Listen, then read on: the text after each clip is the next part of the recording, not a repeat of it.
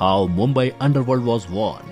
ये बात 1950 की है, जब मुंबई में शराब की सेल पूरी तरह से बैन कर दी गई थी।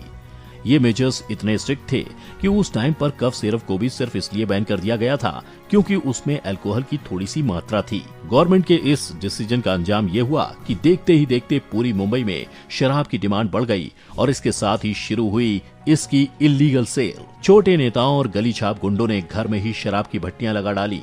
वैसे शराब की इस इलीगल सेल में पुलिस का रोल भी सस्पिशियस रहा।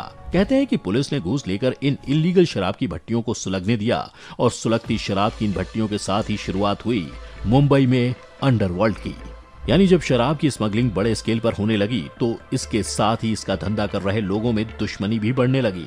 अपना रुतबा दिखाने और अपना सिक्का चलाने के लिए लड़ाइयां हुई और देखते ही देखते मुंबई कई बड़े गैंग्स में बट गई। First don of underworld. वैसे तो मुंबई में कई माफिया डॉन वजूद में आए, लेकिन एक नाम ऐसा भी है जिसने मुंबई अंडरवर्ल्ड को एक नई पहचान दिलाई, वो भी बिना गोली चलाए। जी हाँ, हम बात कर रहे हैं माफिया तस्कर हाजी मस्तान की, जो मुंबई का पहला अंडरवर्ल्ड डॉन था। किसान परिवार से ताल्लुक रखने की वजह से मस्तान ने शुरुआती दिनों में खूब गरीबी देखी। उसने स्टार्टिंग तो डॉग पर एक कुली के तौर पर की थी, लेकिन बाद में उसने कीमती सामानों की स्मगलिंग कर खूब पैसा कमाया और इस तरह वो अंडरवर्ल्ड का पहला डॉन बन गया। समुद्र में उसका राज चलने लगा था।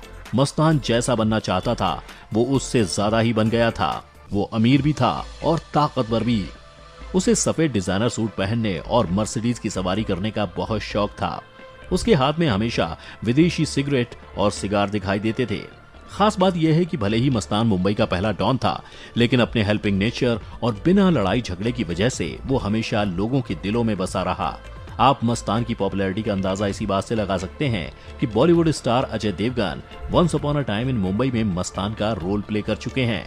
तो दोस्तों, इस तरह मस्तान के राइज के साथ ही अंडरवर्ल्ड ने मुंबई में एंट्री ली और यहाँ से हाजी मस्तान के अलावा करीम लाला, वरदराजन मुदलियार और यूसुफ पटेल का नाम भी सामने आया। ये सभी वो नाम हैं जो मुंबई को अपनी जागीर मानने लगे और खुद को यहाँ का डॉन। दोस्तों, इसके बाद माया नगरी में कई डॉन आए और गए। कई आपस में हुई लड़ाइयों में मरे तो कई पुलिस की गोलियों का शिकार हुए, जबकि कुछ डॉन नेचुरल डेथ में भी मरे।